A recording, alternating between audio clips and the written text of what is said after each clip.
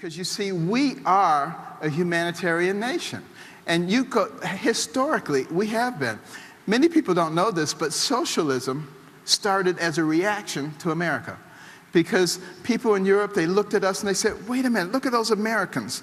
You got people like Ford and Kellogg and Vanderbilt, Rockefeller, Carnegie Mellon. They got so much money. And look at everybody else who's got nothing. And you can't run a system like that. You have to have an overarching government that receives the funds and redistributes it in a fair and equitable way. Have you ever heard that before? Well, what they didn't realize is that all those names that I just said, instead of like the land barons of Europe hoarding money and passing it down from generation to generation, instead, they built the infrastructure of this nation. They put in the transcontinental railroad. They built factories and textile mills. They built the mechanism that created the most powerful and dynamic middle class the world has ever seen, which rapidly took us to the pinnacle. They built universities and museums and charitable organizations, because that has been the nature of Americans. We have always been generous. Nobody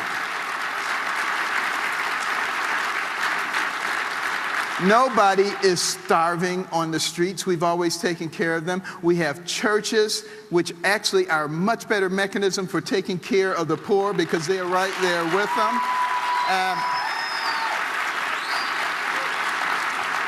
This is one of the reasons that we give tax deductions to churches, because they do that. So why is the government trying to duplicate what they're supposed to be doing? You know, we need to start thinking smartly about the way that we use our resources, use our money. And, you know, in 2009, 40 of the wealthiest families in America pledged to give away half of their wealth to charity. Go someplace else in the world and ask the 40th wealthiest families to give away half their wealth. They'll look at you like you got 6 heads. This is an American phenomenon. We take care of our own. We always have. It is not the government's responsibility. It is our responsibility as citizens.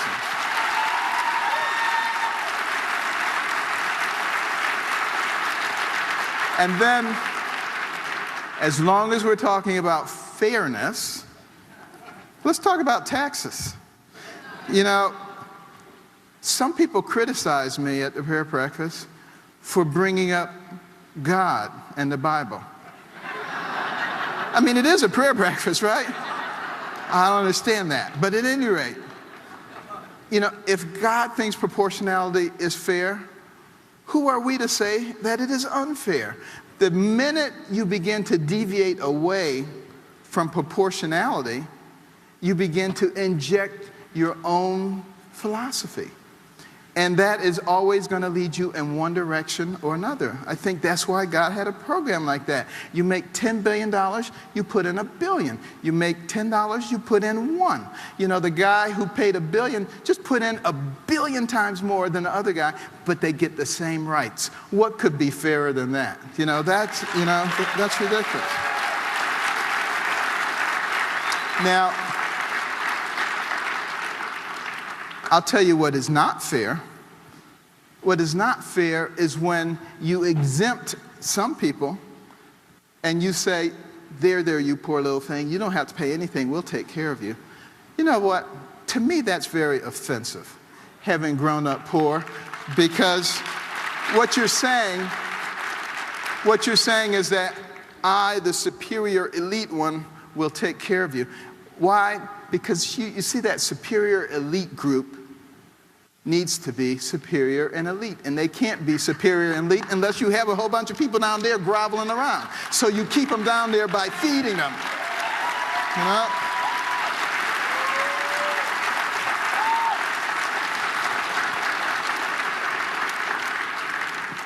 But the other ulterior motive is, if everybody doesn't have skin in the game, then you can just persecute this 1% or this 2% or this 5%.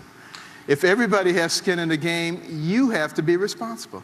Because if you come talking about raising taxes, you're raising taxes on everybody, you better have a darn good reason. Doesn't matter about 1 or 2%, but it really matters about everybody. That's what's fair.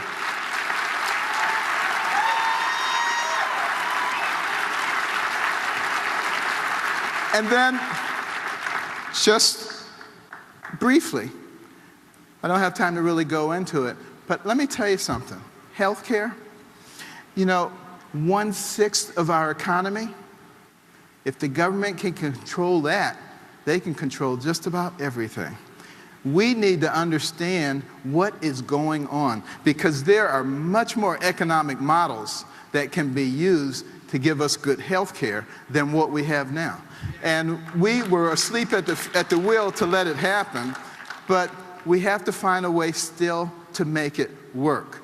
And if we have to work within the framework of the Affordable Health Care Act, fine. If we can find a way to defund it, fine. But we have to find more efficient ways. Think about this. 80% of the encounters between a patient and a healthcare provider could easily be handled by a health savings account. 80% of the encounter, without the need to insinuate a third party or bureaucracy, which sucks out at least a third of the money. And, there are ways that we can do this. We can use bridge insurance and catastrophic insurance. Some of the, I don't want to call them morons, but there's something similar to that, who say, well, Carson just talks about HSAs. How are you going to pay for them? How are you going to have catastrophic health care? Read the book. Read the book, America the Beautiful, and some other things that I've written. It'll show you how to do that. But obviously, I'm thinking about those things. I mean, it just, I don't know, it's almost laughable, some of the things that I hear people say who criticize you. They say, he's a neurosurgeon, so he couldn't know anything about economics. It's not brain surgery.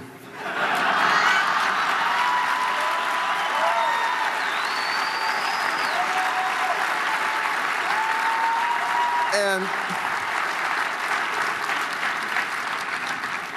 I can tell you this much, even as a lowly brain surgeon. If you have the highest corporate tax rates in the world, then of course corporations are going to have money elsewhere. Corporations are not in business to be social welfare organizations. They are there to make money.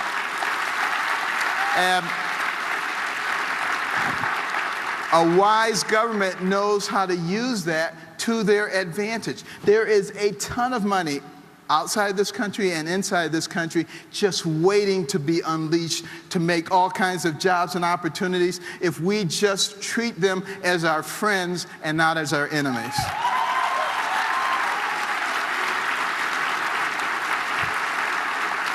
And finally,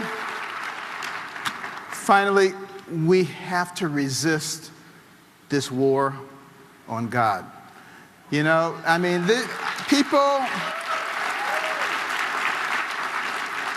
People don't want to talk about God, and don't you ever dare mention Jesus Christ. And this is supposed to be a country where we have freedom of religion and freedom of speech. It is absolutely absurd. Let's let everybody believe what they want to believe. And that means PC police, don't you be coming down on the people who believe in God and who believe in Jesus. If they want to put something out that shows their belief, they have every right to do that.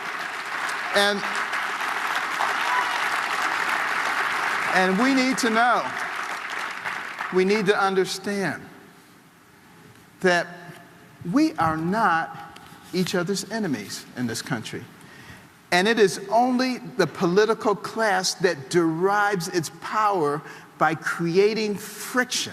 It is only the media that derives its importance by creating friction, that uses every little thing to create this chasm between people.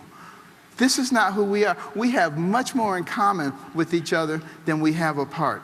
And we have to be smart enough to understand that. And we have to live by godly principles of loving your fellow man, of caring about your neighbor, of developing your God-given talents to the utmost so that you become valuable to the people around you, of having values and principles that guide your life. And if we do that, not only will we remain a pinnacle nation, but we will truly have one nation under God, indivisible, with liberty and justice for all. Thank you very much.